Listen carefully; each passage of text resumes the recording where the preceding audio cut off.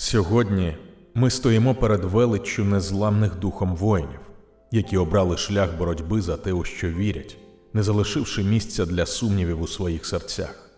Це історія про тих, хто прийшов на захист української свободи та незалежності добровільно, поклавши на вівтар віри у краще майбутнє найцінніше – своє життя. Ця історія – останнє інтерв'ю з одним із таких воїнів. Але тут не про суми, втрати, а про незгасиме полум'я, яке горіло в їхніх серцях. Вони вірили в нас і в Україну. І зараз наш час – вірити, боротися і здобувати перемогу. My sister didn't ask me why I went to Ukraine. Like, she knows why I went there. My whole family knows. So it's not a surprise. So the reason why I came back is really the same reason that I came. I believe in fighting for the things I believe in. Enjoying the freedoms without any of the responsibility is a terrible way to live. So one of the other reasons, and I don't think I said this in the earlier interview that was in Kupiansk, was it's a matter of honor in the traditional archaic sense. Like I've engaged in an endeavor, in a cause, and I think it would be dishonorable to leave. Yes, that is in fact a large part. I think honor can go terribly wrong in the same way that you may have honor killings in like Pakistan where someone like murders their wife. But I think honor in the traditional military sense where you have a code of ethics, and maybe that's the better way, a code of ethics that you follow. I think that is something that has been lost in modern society. I have a story to tell. So back, this is back in March, and I don't remember anyone's name, so I think it's a safe story to tell. So we had the rocket attack in Yavori, and we ended up having to go stay in the woods because we weren't going to stay in the buildings because they knew they were there. They're bombing it, and there was like this initial like group of people that left, but after that big group of people left, then we started to get like ones and twos that suddenly had to go home, and the excuses they came up with were amazing. I had one guy who said like his wife got into a plane crash in Peru. Like we had two people whose daughters suddenly contracted cancer on the same day.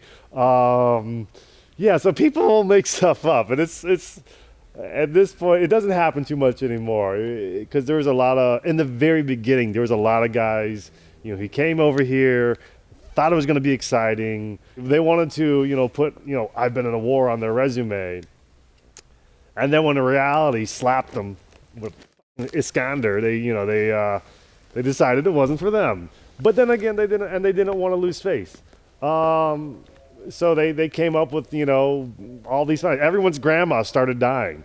Like everyone's grandma died. Yeah. Like, if not the grandma, the dogs, the cats. The dog, the cat. My liver, if someone came up to me and said like, dude, my liver's failing me, I gotta go. Like, I'd believe that one.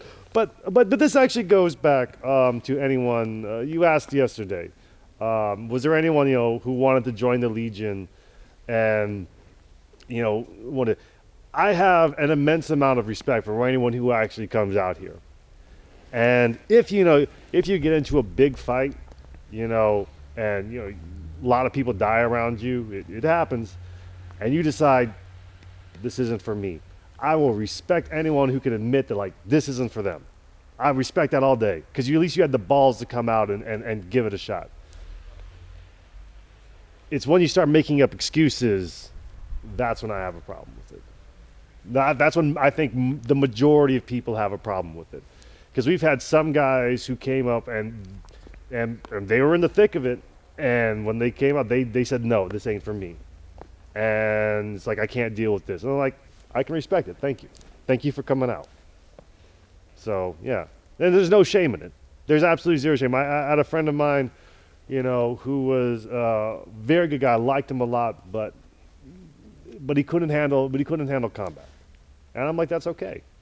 Yeah, and that's part of what we do here. It's like, for the people like Max, the people like Pan, and even Mr. Cell Phone over there, like, yeah, Like, part of what we want to do is we want to be beyond all the bluster. Like, oh, we're these big, tough motherfuckers. Like, no, a lot of it is motivated by wanting to protect people who can't protect themselves. All right? And it's you know, because there's some people who, you know, they're not the strongest. They're not the, you know, honestly, a lot of the big people, the guys who are big, bulky, beefy dudes, they all left. It's like we got people who are tiny, short, scrawny little dudes, you know, who are sitting there eating artillery, you know, for like 24 hours a day for like a week. Like, those are the guys who stay. So you don't have, so if anyone wants to, you don't have to be big. I mean, you gotta be fit, but you don't have to be big, you don't have to be strong, you don't have to be loud, you don't have to, you never have to pretend like, oh, you have to put on a front. Like, I gotta be this tough, big guy demeanor. Like, I'm a goofy foot. Like, I like joking around, but I'll still shoot somebody. So, and so if anyone's watching, they don't think, or anyone who's also, you know, same thing with the Ukrainian army, which you were talking about earlier, is like, if you think, well, maybe I'm, you know, not the right material for the army, or I'm not the right material for the Air Force, it's like, well, maybe think again. And because being out here, you get a daily sense. There's not a round in the chamber, so it's not going to go off. It's like you learn something about yourself daily, every single day, whether you want to or not. You're going to learn something about yourself. It's just daily revelations about yourself, about other people, about your surroundings, and you'll learn shit that you never thought you'd learn. You'll do things you never thought you could do. And it's like inside you're going to find something. Even for the guys who leave, who say like, I can't do this. It's like you're gonna learn a lot about yourself. And there's Socrates said, you know, the unexamined life is not a life worth living. So, yes, that's what I'd say.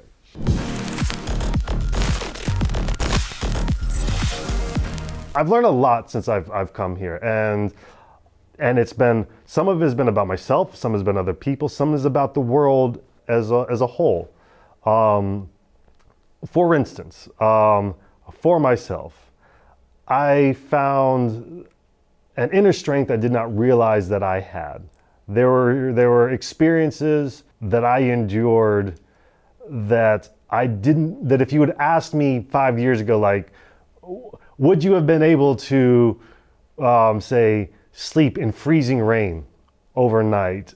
Would you have been able to do that? And the answer is actually yes. Back in October, I nearly froze to death, and I am surprised that I stayed. And that was one of the moments when I thought, like, damn, maybe I could go home. But in the morning, I actually decided to stay. And I was like, I wasn't going to quit.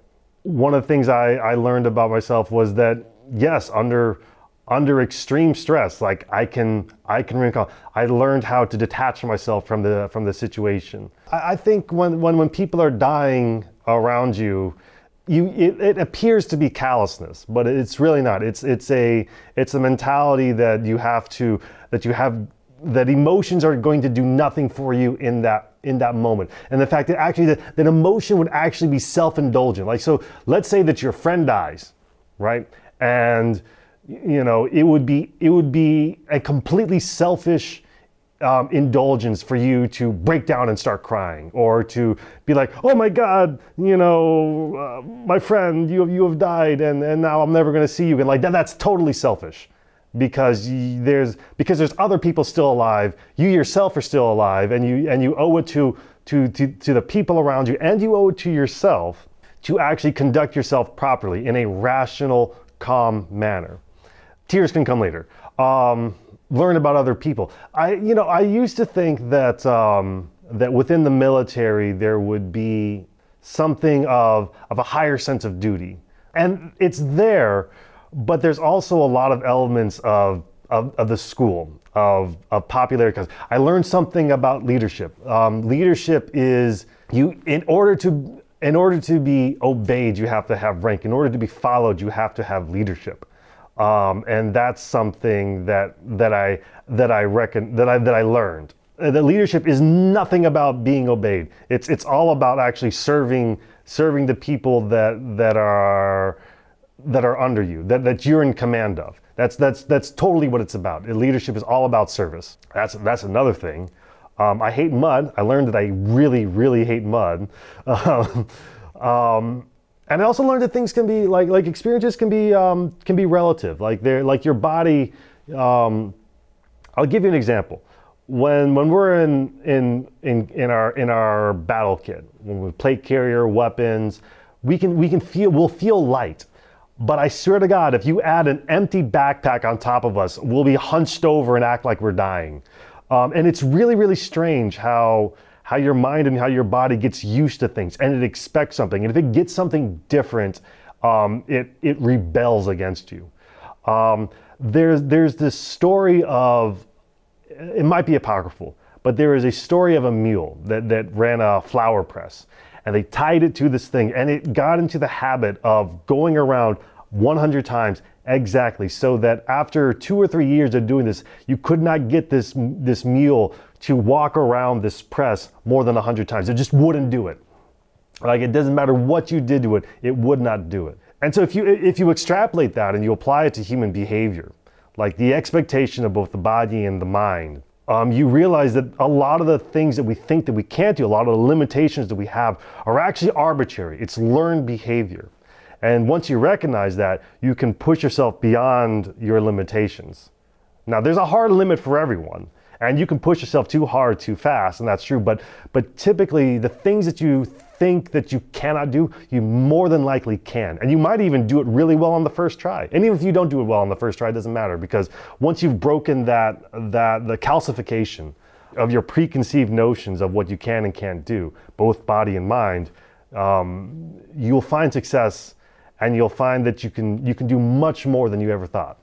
And I thought I had patience when before the war, but there is something about having to just sit in a house that's being shelled for hours and hours and hours and be like, I have to stay here until it is my time to go. And you find inner reservoirs of patience you didn't realize you had. What's kept the people that I know, the people that I've been with for almost a year now, almost a year, together was a sense of camaraderie. So the Legionnaires, we have the option to leave whenever we want. And people do. The reason why a lot of us stay, or the reason why some of those of us who do stay, the belief in the cause, and the fact that we love each other. And I don't think that's, it sounds a little odd to talk about love between men, but obviously this is the platonic love, the true and deep caring and the self-sacrificing care that you have for the people around you. If I could have given myself some advice, I would tell myself to learn prudence, which might fall under the umbrella of wisdom. I would tell myself to be more wise. So this is actually the story of how I got wounded. We get to this spot we get to the exfil point, which is right at the edge of this village. And I see this guy, he is huddled behind a house, 9 of them, just shoulder to shoulder. And while I've been walking up, I'm watching artillery drop like 50 yards ahead and to my left. And I'm watching it track them. And so when I get up there, I see these guys, I tell like, no, dudes, we gotta get the fuck out of here. We gotta keep moving. Because farther up, I knew where some trenches were. Where we could hunker down in relative safety until the medevac arrives. So I'd order my guys into this building because that's going to at least give us some better protection from the artillery, and it actually saves my life. Walk inside and I turn to the left, and immediately shell lands right outside. Not like 10 yards away, not 20 yards or 50 yards. It lands about 2 meters from us. And it's a 152 millimeter shell. It's not a mortar, it's one of the big ones. Blew out my left eardrum, took a little piece of shrapnel and broke my arm. These are the pants I was wearing in there. And you can see the shrapnel nearly took out my knee. It was because I was wearing some thermals, and it puffed it out just a little bit more. And if it had been about this much closer, it would have taken my kneecap off. So I had to go get the guys who came with me, my QRF, gather them all up around, told them to go get to the trenches, which was like another 700-800 meters. And then there's this, then the guys who are carrying one of the wounded in the stretchers, I went and I helped them carry this guy, waited for the medevac, got everyone in there. I didn't go with them because while we're waiting, we found out some other guy had gotten lost in the village.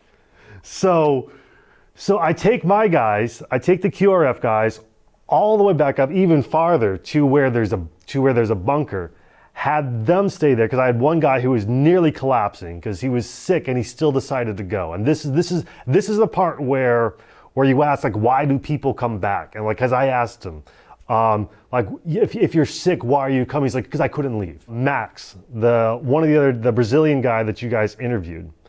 So we walk all the way up, which is again almost another kilometer to the east. We're sitting brief for like a few minutes in this bunker, just catching our breath.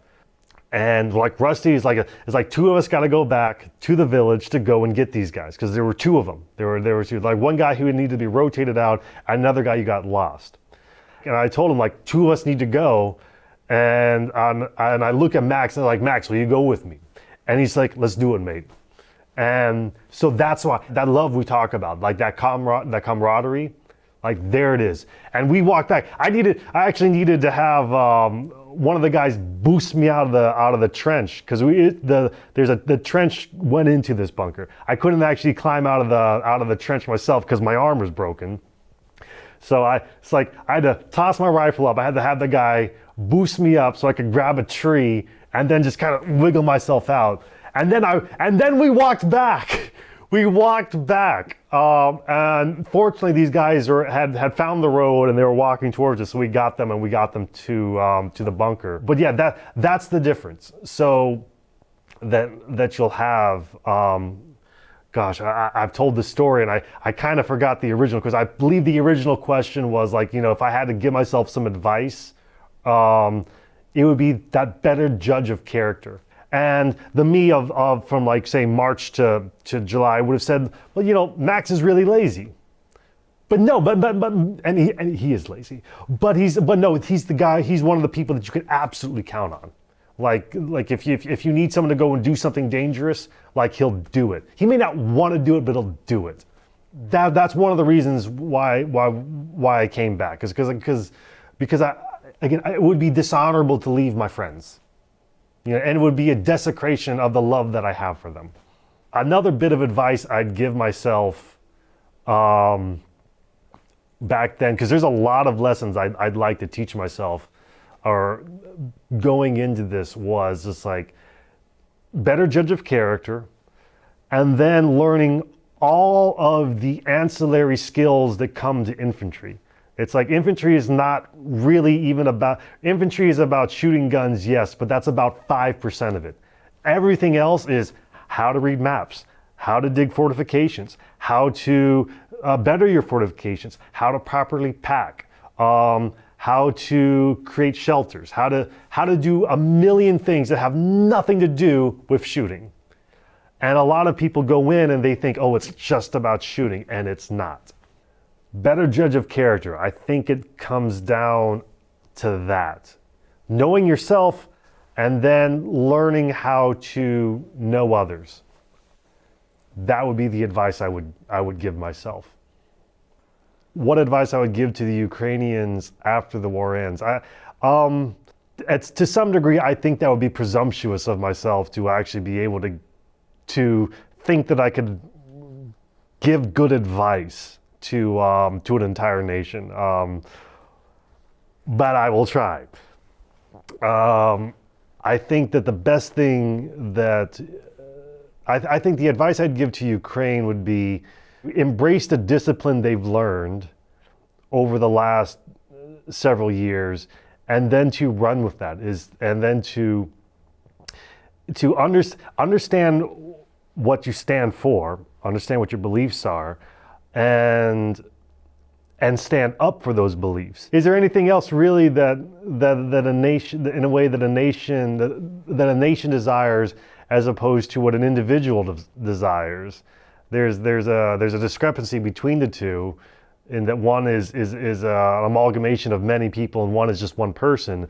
But I think what everyone wants is the same thing. They want to be prosperous. They want to be esteemed, and so I would actually give the same advice: is to show courage in all the things that you do, is to be understanding of others, is don't surrender upon your beliefs. Try to be on good terms with people without surrendering your beliefs.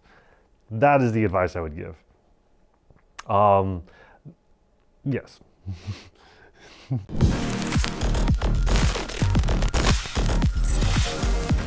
The question reminds me of something. I don't know.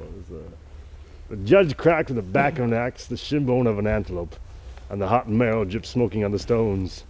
They watched him. The subject was war. The good book says that he who lives by the sword shall perish by the sword, said the blind. The judge smiled, his face shining with grease. What right man would have it any other way, he said. The good book does indeed count war and evil, said Irving, yet there's many a bloody tale of war inside it. It makes no difference what men think of war, said the judge. War endures. As well as man when they think of stone. War was always here. Before man was, war waited for him. The ultimate trade awaiting its ultimate practitioner. That is the way it was and will be. That way and not some other way. He turned to Brown, from whom he'd heard some whispered slur or demur. "Oh, Davy," he said, "it's your own trade we honor here. Why not rather take a small bow and let each acknowledge each?" "My trade? Certainly. What is my trade?" "War. War is your trade, is it not?" "And it ain't yours?" "Mine too, very much so." "What about all them notebooks and bones and stuff?"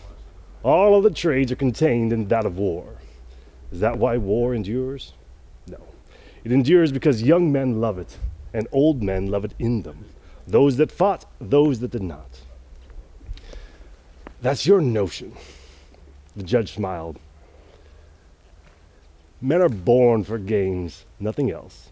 Every child knows that play is nobler than work. He knows, too, that the worth or merit of a game is not inherent in the game itself, but rather in the value of that which is put at hazard. Games of chance require a wager to have meaning at all. Games of sport involve the skill and strength of the opponents, and the humiliation of defeat and the pride of victory are in themselves sufficient stake, because they adhere in the worth of the principles and define them. But trial of chance, a trial of worth, all games aspire to the condition of war. For here, that which is wagered swallows up game, player, all. Suppose two men at cards with nothing to wager save their lives. Who has not heard such a tale? A turn of the cards.